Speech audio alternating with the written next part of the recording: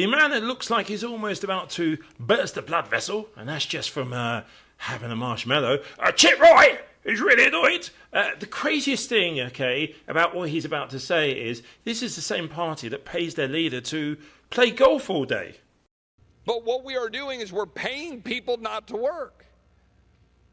We're paying kids to sit in their room, basement, whatever, playing FORTNITE. Kids, they're in their 20s. We have voted on all of that. We just voted on an anti-Semitism resolution, which codifies thought speech, so we can pat ourselves on the back and say, look at what we did. Look what we did. People feel good about it.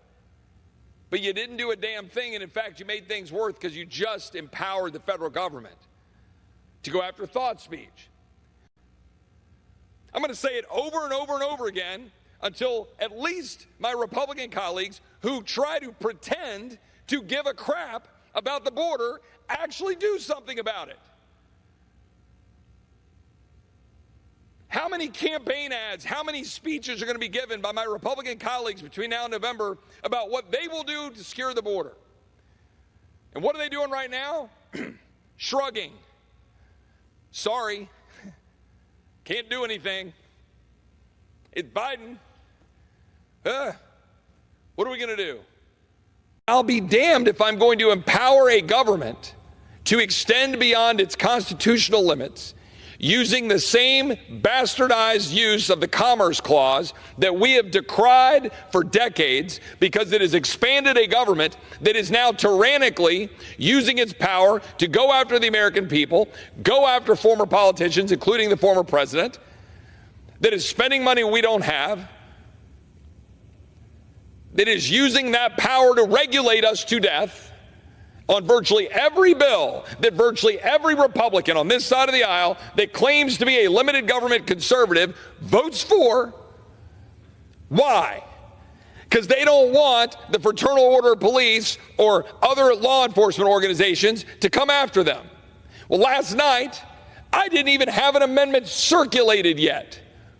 I simply begged the question, why are we putting forward a bill that expands the power of the Department of Justice under the Commerce Clause, no matter how meritorious our goal is of assuring cop killers go to jail? Why are we doing that? Aren't we limited government conservatives who don't believe in the expansive use of the Commerce Clause to expand the power of the federal government? Because it's used for thousands of other things that we don't like. I hadn't even gotten the ink dry on the concept of an amendment when someone in this body had already notified police organizations and said, go after him. Well, you know what? Go ahead. I work for 750,000 Texans. I respond to them, to God, and the Constitution of the United States. I do not work for anybody in this chamber. I do not work for any organization. I don't work for any donor.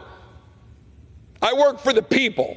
And I work for a people who are sick and damn tired of this institution run by a bunch of people who campaign saying one thing and they get here and do another.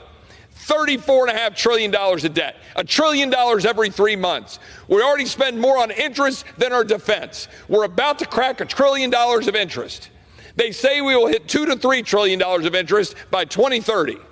Our borders are wide open. We have kids dying.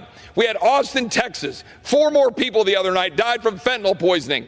A bunch of others had to be resuscitated with Narcan.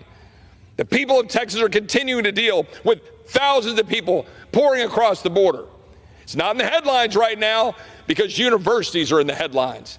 But everybody in Texas who are reeling from inflation, who can't afford a car, who can't afford their home, who can't afford the interest on their mortgage, who can't afford to buy groceries, who are dealing with crime on their streets, who are dealing with open borders, they all want some sort of sanity coming out of this institution.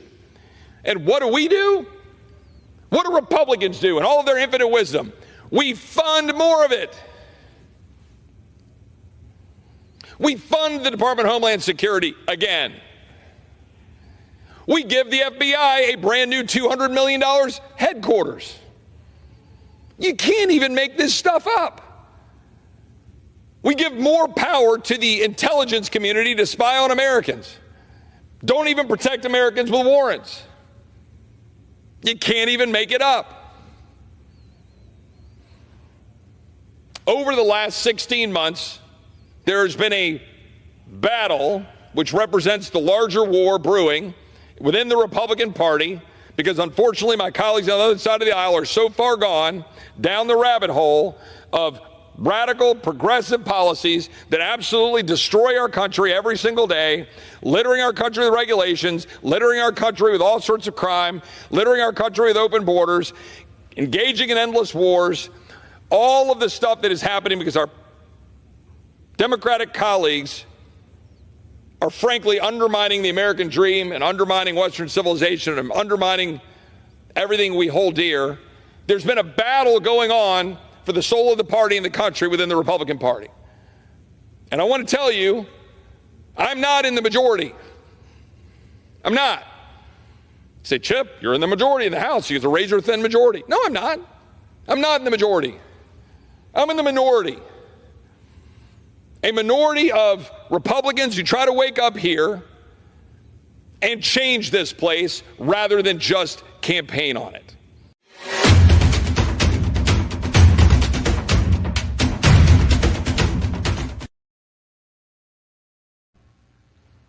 One thing. I want my Republican colleagues to give me one thing, one, that I can go campaign on and say we did. One. Anybody sitting in the complex, if you want to come down to the floor and come explain to me one material, meaningful, significant thing the Republican majority has done besides, well, I guess it's not as bad as the Democrats. Yet again today on the floor of the House of Representatives, we had another show vote to make people feel good about themselves by passing a bill that says anti-Semitism in the title. That's what happened. We didn't have a chance to discuss it, to debate it. We didn't have a hearing on it.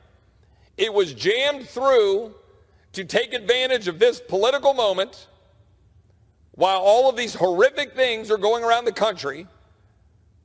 Republican leadership wanted to score political points, so they moved through legislation without the kind of deliberation, debate that is supposed to be carried out by the people in this chamber. Now, I find the vast majority of the things that were listed in that to be horrific activity, most likely, if not certainly, anti-Semitic, at least in most contexts. Some of them are problematic. In totality, they certainly raise First Amendment concerns. They certainly raise concerns about something that I've opposed to the best of my knowledge and ability, reading through pieces of legislation at every turn and every vote, to oppose the whole notion of hate speech, hate crimes, thought police, thought crimes, putting the government into your head and your motivations when you're engaged in criminal behavior.